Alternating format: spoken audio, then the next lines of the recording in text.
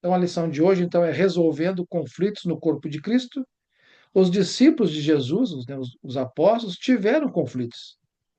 Qual foi o conflito entre os discípulos de Jesus? O mais claro mostrado na Bíblia. Tiago e João, os apóstolos e filhos de Zebedeu, desejavam uma posição superior. Eles não compreendiam, né, o que era o reino do Senhor aqui na terra. Só foram compreender depois que Jesus ressuscitou e lhes abriu o entendimento, né? Os outros apóstolos, ao tomarem conhecimento, se indignaram contra eles. O conflito foi causado pelo pecado do egoísmo na vida deles. Jesus lhes deu uma solução. Quem quiser ser o primeiro deverá ser escravo de todos. Vamos entender o porquê dessa resposta de Jesus. Então, eu vou ler aqui a passagem, a primeira eu vou ler, Marcos capítulo 10, versículos 35 em diante, onde fala, primeiro conflito entre os apóstolos e discípulos. Nisso, Tiago e João, filhos de Zebedeu, aproximaram-se dele, de Jesus, né, e disseram, Mestre, queremos que nos faça o que vamos te pedir. O que vocês querem que eu lhes faça? Perguntou ele a Jesus para os dois irmãos, né? Eles responderam: Permite que na tua glória nos assentemos à tua direita e outro à tua esquerda. Pensando, né, no reino físico, um à direita e outro à esquerda. Disseram-lhes: Vocês não sabem o que estão pedindo? Podem vocês beber o cálice que eu estou bebendo ou ser batizados como o batismo que eu estou sendo batizado? Podemos, responderam eles. Jesus lhe disse: Vocês beberão o cálice que estou bebendo e serão batizados com o batismo com que eu estou sendo batizado. Mas o assentar-se à minha direita ou à minha esquerda não cabe a mim conceder. Esses lugares pertencem àqueles para quem foram preparados. Quando os outros 10 ouviram essas coisas, essa conversa, né, de Tiago e João, esse pedido para Jesus, ficaram indignados com Tiago e João. Jesus os chamou e disse: Você sabe que aqueles que são considerados governantes das nações as dominam, e as pessoas importantes exercem poder sobre elas.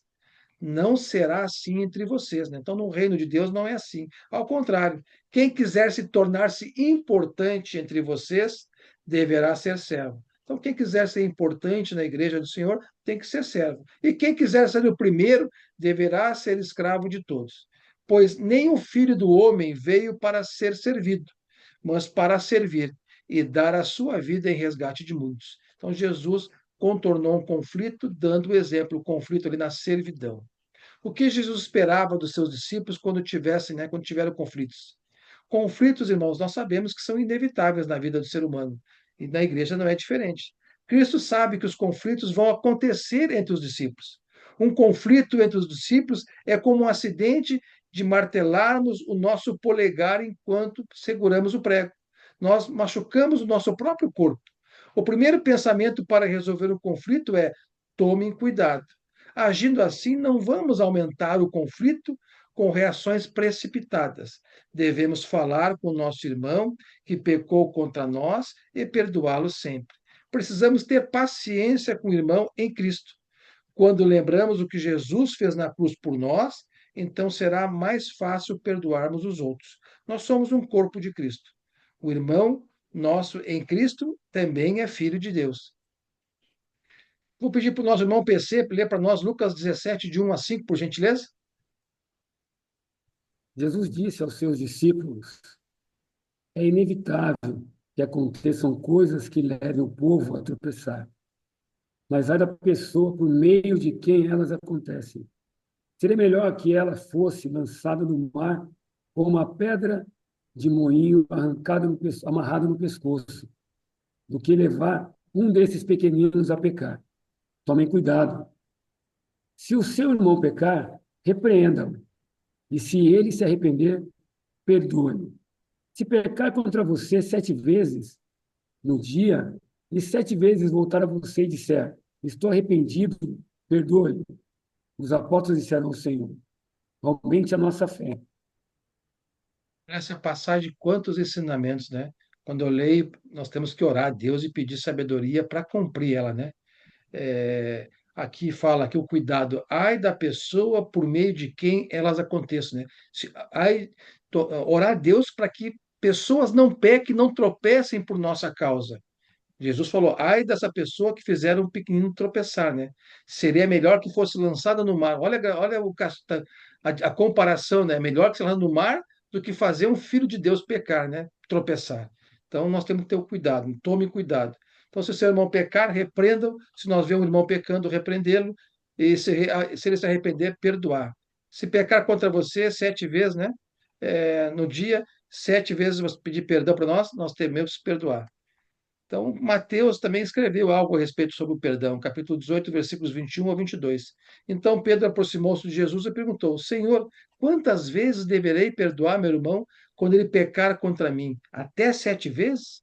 Jesus respondeu: Eu lhe digo, não até 7, mas até 70 vezes 7. Não é literal, é uma demonstração que sempre temos que perdoar tantas vezes quantas vezes nosso irmão pecar contra nós, se arrepender e nos pedir perdão. Até porque Jesus ensinou na oração ao Pai Nosso, no final lá, se nós não perdoarmos a quem nos ofende, Deus não vai nos perdoar os nossos pecados. E nós pecamos, nós erramos, nós carecemos da misericórdia e do perdão de Deus. Então, a mesma misericórdia que Deus dá para conosco, nós temos que ter para os nossos irmãos. Então, a igreja no Novo Testamento, ela tinha conflitos. Que tipo de conflito aconteceu sobre dinheiro? Nós vimos aqui no estudo de Atos, na congregação da Zona Sul, a questão de Ananias e Safira, né? Uma mentira sobre dinheiro causou um conflito na igreja, causou um problema, né? Ananias podia fazer o que quisesse com o dinheiro da venda da sua propriedade. Nós sabemos a história, né? Ele tirou parte do dinheiro para si, deu a outra parte como oferta à igreja, mas o problema foi que ele mentiu, dizendo que deu todo o valor da venda como oferta, tentando enganar os apóstolos com a mentira. Então está aqui em Atos capítulo 5, versículos 1 a 2. Eu vou pedir para o Fernando ler para nós essa passagem, por gentileza. Um homem chamado Ananias, com Safira, sua esposa, também vendeu uma propriedade. Ele reteve parte do dinheiro para si, sabendo disso também sua mulher, e o restante levou e colocou aos pés dos apóstolos. Então Pedro Então perguntou para perguntou Ananias, né? Pedro, Pode, pode seguir, desculpa, pode seguir. então perguntou Pedro, Ananias, como você permitiu que Satanás enchesse seu coração ao ponto de você mentir ao Espírito Santo e guardar para si uma parte do dinheiro que recebeu pela propriedade? Ela não lhe pertencia. E depois de vendida, o dinheiro não estava em seu poder? O que levou a pensar em fazer tal coisa? Você não mentiu aos homens, mas sim mentiu a Deus. O que nós vemos, né, um conflito aqui gerado, uma mentira ao Espírito Santo, um conflito na igreja. Ele vendeu, a propriedade era dele, o dinheiro era dele, podia fazer o que quisesse, podia dar todo em doação ou parte, mas o fato é que ele mentiu, uma parte em dinheiro dizendo que era todo, né? Então ele pecou contra Deus, né? E gerando uma situação na igreja ali, né? E segue na sequência Atos 5, de 7 a 9. Cerca de 3 horas mais tarde, entrou sua mulher, né, Safira, sem saber o que havia acontecido com Ananias. Né? Pedro lhe perguntou: Diga-me, foi esse o preço que vocês conseguiram pela propriedade? Então, Pedro, como se fosse verificando com ela a verdade, né? Porque Pedro já sabia, né? Respondeu ela: Sim, foi esse mesmo. Pedro lhe disse: Por que vocês entraram em acordo para tentar o Espírito Santo do Senhor? Veja, estão à porta os pés, né, daqueles que sepultaram o seu marido, e eles também a levarão. Então, aqui foi o início da igreja, um conflito primeiro que teve, e teve uma consequência forte, os dois morreram, a ação do Senhor. Então, ficou de exemplo, né? Todos que souberam dessa história ficaram bastante atemorizados. Né? Sabemos que tanto Ananias quanto sua esposa, Safira, foram castigados pelo Senhor, e grande temor apoderou-se de toda a igreja e de todos que ouviram sobre esse acontecimento. Que tipo de conflito também aconteceu na igreja, no princípio, referente à comida? A falta de comida para as viúvas de fala grega foi um problema que aconteceu na igreja. Né? Os judeus de fala grega se queixaram aos apóstolos dos judeus de fala hebraica. O conflito estava instaurado. Uma solução era necessária. Uma mudança na organização do corpo de Cristo foi precisa. Então, vou pedir para o nosso irmão PC ler para nós essa passagem, Atos 6, de 1 a 4. Naqueles dias, crescendo o número de discípulos, os judeus de fala grega, entre eles, queixaram-se dos judeus de fala hebraica, porque suas viúvas estavam sendo esquecidas na distribuição diária de alimentos. Por isso, os 12 reuniram todos os discípulos e disseram: não é certo negligenciarmos o ministério da palavra de Deus, a fim de servir às mesas. Irmãos, escolha entre vocês 7 homens de bom testemunho, cheios do Espírito Santo e de sabedoria. Passaremos a eles essa tarefa e nos dedicaremos à oração e ao ministério da palavra. Surgiu um conflito ali na igreja, na distribuição de alimentos, alguém estava sendo desfavorecido, esquecido, foi levado o problema aos apóstolos, e eles, não vamos negligenciar o nosso ministério da palavra de Deus, de pregar o evangelho. Vamos dar essa atribuição administrativa de servir às mesas a um outro ministério. Escolham 7 homens cheios de espírito e sabedoria, e esses 7 homens ficarão com esse ministério, com essa incumbência de fazer a distribuição correta dos alimentos. Tem algum áudio aberto aí? Que tipo de conflito aconteceu também sobre a liderança, né? Lá no início, né? Em Corinto, os membros começaram a seguir homens como autoridades em suas vidas, ao invés de seguir Jesus e sua palavra. O resultado foi o conflito de divisão na igreja. Deus não quer que falemos e pensemos, Deus quer, né, que falemos e pensemos a mesma coisa para termos união. União é possível quando Jesus e sua palavra são a única autoridade em nossas vidas. Então, isso fica bem claro, né? A união só é possível dentro do corpo de Cristo, na congregação, quando Jesus e sua palavra são a única autoridade em nossas vidas.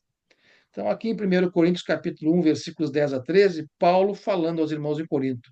Olha, irmãos, em nome de nosso Senhor Jesus Cristo, suplico a todos vocês que concordem uns com os outros no que falam, para que não haja divisões entre vocês.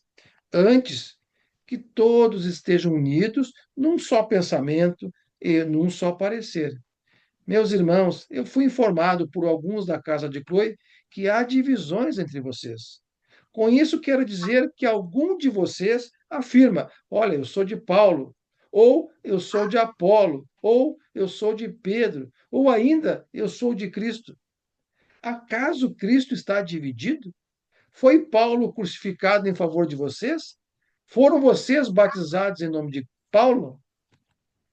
Como cristãos, né? Como resolver os conflitos entre si. Eu coloquei alguns irmãos de mediadores aí, de co-hosts, se puderem me ajudar nos microfones, eu agradeço. Eu perco o contato com vocês na tela aqui. Então, como cristãos resolvem conflitos entre si? Em caso de conflito, o que devemos fazer antes de adorar a Deus? Quando temos conflito com algum irmão, o que a gente deve fazer antes da adoração? Quando o irmão tem alguma coisa contra nós, devemos nos reconciliar com ele antes de ir adorar a Deus. Isso é bíblico. Devemos ir até ele e não esperar que ele venha até nós. Deus não aceita a nossa adoração, olha a gravidade aqui, né? Deus não aceita a nossa adoração até que façamos a nossa parte na tentativa de reconciliação. Então, ele dá uma prioridade. Vamos ver na passagem aqui. Vou pedir para o nosso irmão Fernando ler essa passagem, por gentileza. Portanto, se você estiver prestando sua oferta diante do altar, e ali se lembrar que seu irmão tem algo contra você, deixe sua oferta ali, diante do altar, e vá primeiro reconciliar-se com seu irmão. Depois volte e apresente a sua oferta. Então, tem uma ordem de prioridade aqui. Qual o primeiro passo, então, para resolver um conflito? Jesus ensinou que se deve resolver o conflito também, em particular, somente entre os envolvidos, primeiramente. Se nós falarmos a uma terceira pessoa, podemos incorrer no pecado da maledicência, pois o que for compartilhado poderá ser feito de forma exagerada e a reputação da pessoa com quem temos o conflito será arruinada. Não devemos envolver outra pessoa na situação, a não ser que o pecador não queira se arrepender. Nesse caso, sigamos as instruções de Jesus. Mateus capítulo 18, versículos 15 a 17, Jesus nos explica, né? Nos ensina. Se o irmão pecar contra você, vá e, a sós com ele, mostre-lhe o erro. Se ele o ouvir, você ganhou seu irmão. Mas se ele não o ouvir, leve consigo mais um ou dois outros, de modo que qualquer acusação seja confirmada pelo depoimento de duas ou três testemunhas. Se ele se recusar a ouvi-los, então você e as testemunhas, aí sim conte à igreja. Se ele se recusar a ouvir também a igreja, trate-o como pagão ou publicano. Então, o que nós devemos evitar antes de resolver o conflito? Jesus ensinou que não devemos tirar conclusões precipitadas sobre os outros, fazendo um julgamento condenatório como se fosse Deus. Domingo, na aula dos jovens, agora foi dado lá a face, né, de toda aparência do mal. Porque mesmo não sendo mal, pode dar uma aparência e levar alguém a tirar uma conclusão precipitada e vir a pecar. E nós não podemos tirar conclusões precipitadas sobre os outros. A razão é porque não sabemos os motivos da outra pessoa, não sabemos o fato. Às vezes, o que nós vemos nos engana. Precisamos primeiro examinar e corrigir a nossa própria vida antes de mostrarmos as falhas na vida do nosso irmão, pois podemos também estarmos em pecado que não estamos vendo. Agindo assim, estaremos tendo atitude humilde enquanto verificamos a realidade dos fatos e podemos ajudar o nosso irmão com o pecado dele. Eu postei no grupo Líquidos Diários, também no grupo da congregação, 2 vídeos do irmão Sebastião falando a respeito do julgamento, como deve ser feito biblicamente, e também um vídeo dele também. Então, nos ensina bastante a respeito, né? Onde as pessoas sempre, não podemos julgar os outros. Não, não podemos julgar de uma forma condenatória. Primeiramente, temos que analisar a nossa vida, ver os nossos erros, porque assim como nós devemos julgar, examinar corretamente, irmãos, para corrigir a vida do outro, também seremos julgados e observados. Então, é uma via de duas mãos. Isso é bíblico, né? Então, João 7,24, Jesus fala: não julgue ninguém apenas pela aparência, pelo que está vendo, né? Mas façam julgamentos justos. Como Deus ajuda a resolver conflito entre os cristãos? Como Deus transforma a vida do cristão? Os cristãos estão sendo transformados gradualmente na imagem de Cristo pela obra do Espírito Santo. Os irmãos da Zona Sul estão vendo seguidamente nas aulas dominicais e nas mensagens que, quando nos batizamos, devemos ter sede pelo leite materno. O apóstolo Pedro fala isso, devemos desejar. O evangelista que batizou tem que seguir ensinando para que essa transformação, o crescimento espiritual aconteça, até que possa comer o alimento sólido. Isso, no Espírito Santo, ajuda os cristãos a evitar pecados que causam conflitos. É um crescimento espiritual. Tenhamos paciência com o nosso irmão em Cristo, que está crescendo espiritualmente, pois ele está em obras. Nós temos o irmão Bebê na Fé aqui, na Zona Sul, que se batizou dia 8 de março. Então, ele é bebê na fé, não conhece ainda a palavra na totalidade, está aprendendo. Então, nós temos que ter paciência com os erros dele. Ele está sendo evangelizado por um irmão, então, todas as coisas que acontecem é falado para esse irmão o evangeliza, o corrige com toda a paciência. Assim é feito. Nós temos que ter paciência com os irmãos em Cristo, bebês na fé. Mas o contrário também é verdadeiro. Quando o autor de Hebreus fala lá para os irmãos, a carta é de 65, mais ou menos, então tem quatro, e a igreja iniciou no ano 33, tem mais de 30 anos de batismo, ele fala para os irmãos lá, os hebreus, olha, vocês já deveriam estar maduros, né? Alimento sólido, mas vocês ainda precisam de leite materno. Então, ele puxou as orelhas, porque os irmãos não cresceram espiritualmente, não buscaram o conhecimento, o leite materno. Então, nessa passagem de 2 Coríntios, capítulo 3, versículo 17 a 18, eu vou pedir para o Fernando ler para nós, por gentileza.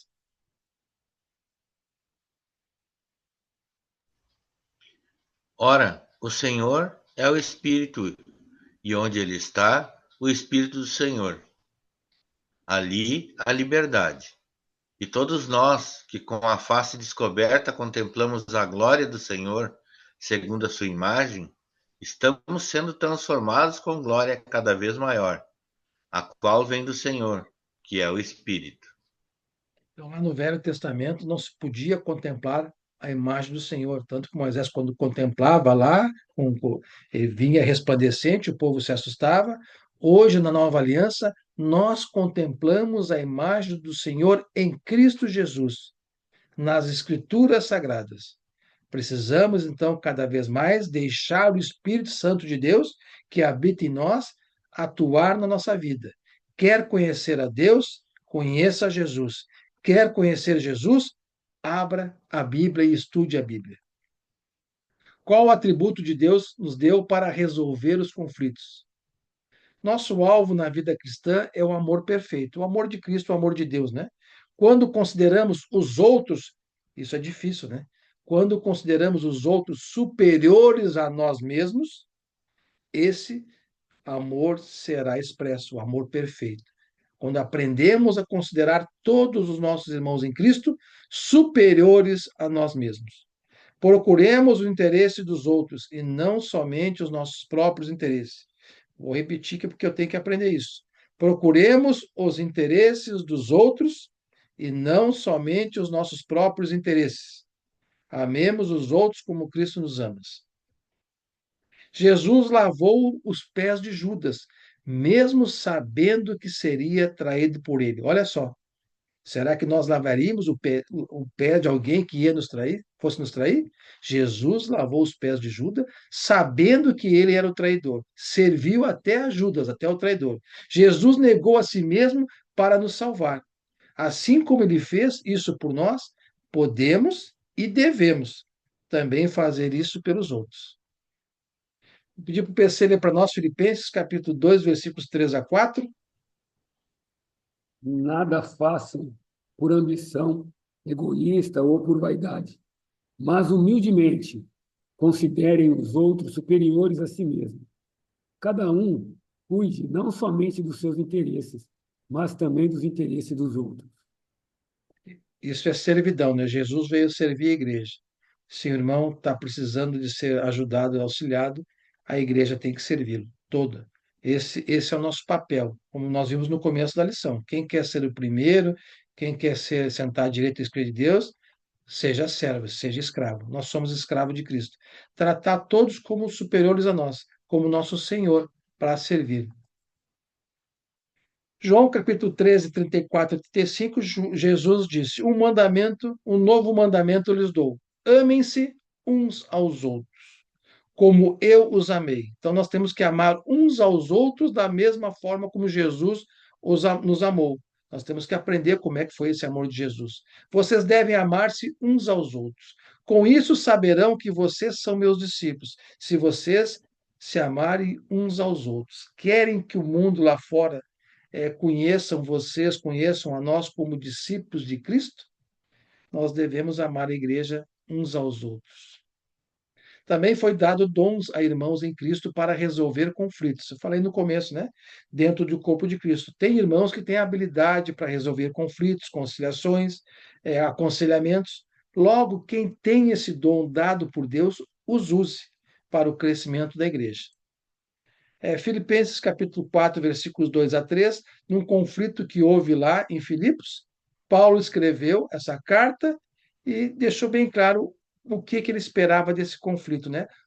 O que eu rogo a Evódia, uma irmã, e a Sintique, outra irmã, então duas irmãs que estavam em conflito, é que vocês, né, vivam em harmonia no Senhor.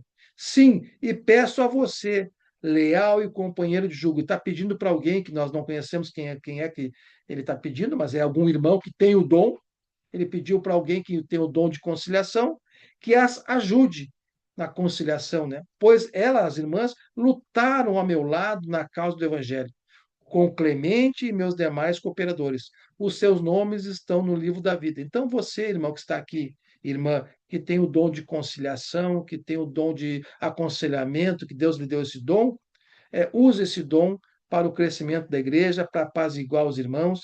E você que não tem esse dom, assim como eu, que exercite, que busque ter e que aprenda com os irmãos em Cristo. Então, a aplicação e desafio dessa lição de hoje para nós, irmãos em Cristo, que estamos aqui ao vivo e aqueles que porventura possam assistir a gravação. Nós sabemos que conflitos acontecerão entre os membros do corpo de Cristo. Vai existir no início da igreja e vai existir até a volta de Cristo. Nós sabemos disso.